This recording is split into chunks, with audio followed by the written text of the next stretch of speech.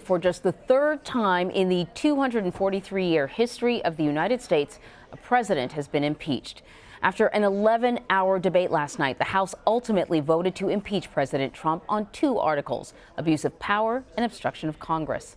The historic news is making headlines across the country and around the world this morning. And now the question is, what happens next? Nancy Cordes begins our coverage from Capitol Hill. So the president has been impeached, but this is really only the halfway point. Congress is not done yet. Right. And so what would typically happen now, Anne Marie, is that the House would send this all over to the Senate for a speedy trial. But it appears that Democrats are delaying the naming of House impeachment managers who would walk those articles from the House to the Senate. Speaker Pelosi says that she's concerned that this trial won't be a fair one. The yeas are 229. The nays are 198. Present is 1.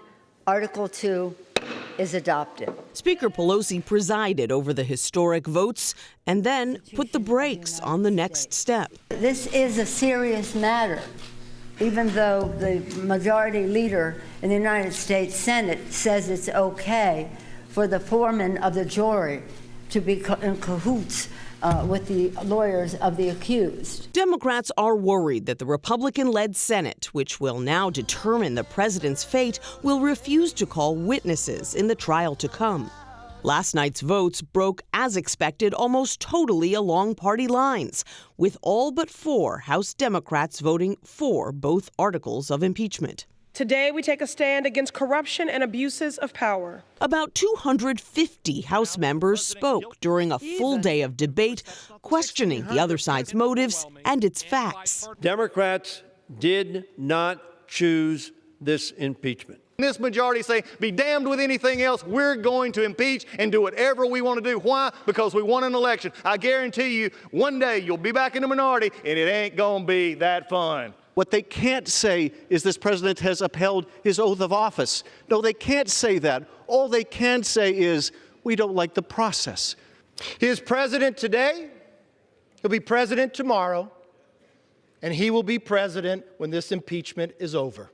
Speaker Pelosi called it a solemn moment in the nation's history, even urging her members not to clap after the final votes. Article 1 is adopted.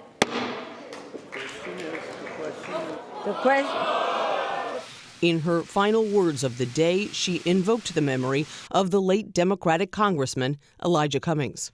He also said, somewhat presciently, when we're dancing with the angels, the question will be, what did you do to make sure we kept our democracy intact? We did all we could, Elijah. We passed the 2 articles of impeachment.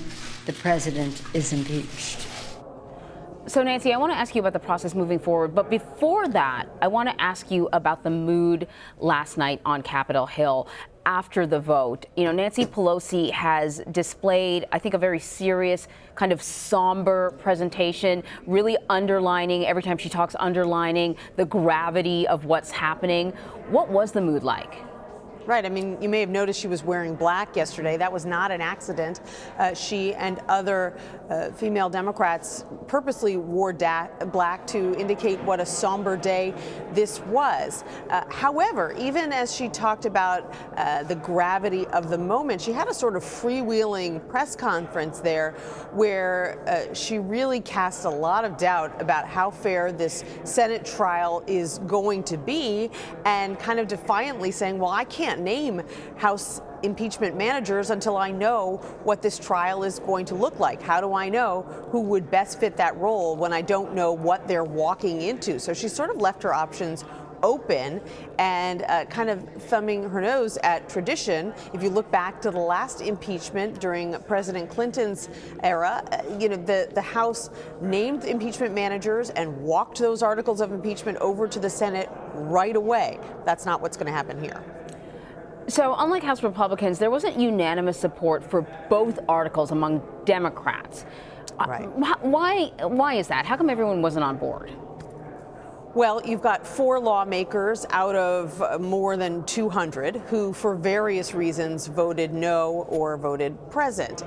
For a couple of those lawmakers, you've got one, Colin Peterson, who was a longstanding opponent of impeachment in general. He opposed President Clinton's impeachment as well. He comes from a Trump district, and he said that he felt that the facts weren't there, that his party had been trying to impeach President Trump for a long time, and they were just looking for a reason to do it. Jeff Van Drew, another Democrat who opposed impeachment, he's now planning on becoming a Republican, perhaps as early as this week. Jared Golden, another Democrat from a swing district in Maine, he voted yes on one article, no on the other. He felt that the criteria had been met in one case, not in the other. And then the most unusual case, I think, because it was the most unexpected, was Tulsi Gabbard of Hawaii, who voted present.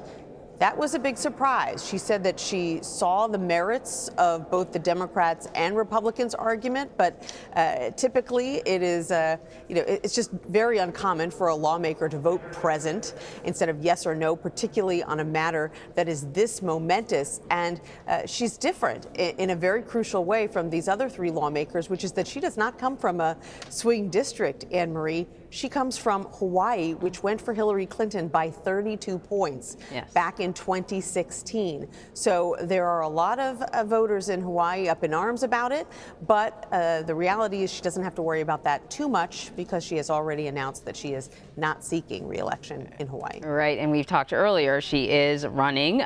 She's in campaign 2020, and so there might be something else, some other calculus for her in voting present.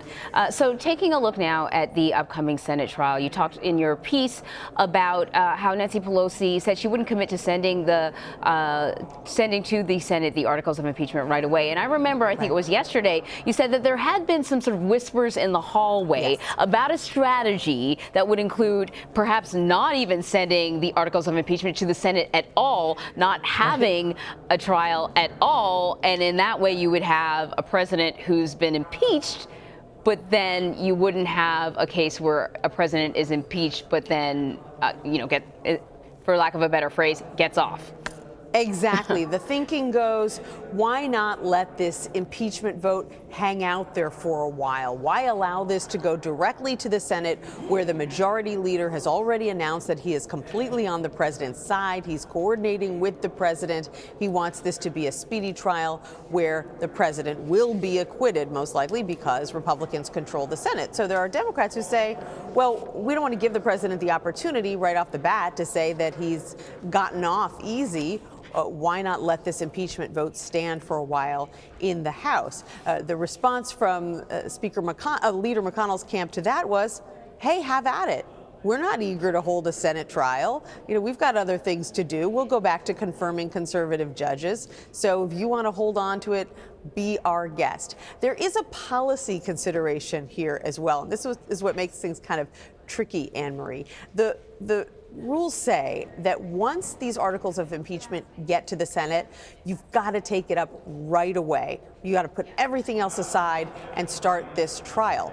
Well, we've got a couple problems with that. First of all, the Senate needs to vote to keep government spending flowing by the end of the week. So they can't move right now to a trial anyway. So frankly, Republicans and Democrats are happy that there's a little pause here with transferring the articles of impeachment over to the Senate. And then beyond that, Speaker Pelosi was disappointed when Leader McConnell said that he's not going to be able to hold a vote on this big new trade deal, USMCA, in the Senate until after the Senate trial, because the House is voting on it now. They're all going away for the holidays, and then he's got to hold this Senate trial when he comes back. So holding on to the Senate trial, to the articles of impeachment, might prompt him to actually hold that USMCA vote before the trial instead of afterwards. So a lot of considerations here. Listen, Nancy, before I let you go, got to ask you about Mark Meadows. In the middle of that marathon session on the floor of the House, you managed to snag Mark Meadows. And, often these lawmakers are trying to scurry away from reporters. He sat there and he talked to you for a good old time. You guys had a really good back and forth. He was very supportive of the president. And now we find out he's not running again. Right. I wish he had told me that on air yesterday. But this is not entirely surprising because he has made no bones about the fact that he might be interested in some kind of role in the White House. And what he said in his announcement is that not only is he retiring, he may not serve out his term, depending on what happens, depending on whether he does go to work for the president. We know that the two have a very strong rapport. They talk all the time. Meadows is a fierce defender of the president here on Capitol Hill. I'd say, one of the two or three most vigorous defenders of this president in all things. And so the fact that he may be heading to the White House for some unspecified role, and he might do it before his term is up here, it does not entirely come as a surprise, but the timing certainly is interesting, coming just on the heels of that impeachment vote. Yeah, definitely. Nancy Cordes, thank you so much. You're welcome.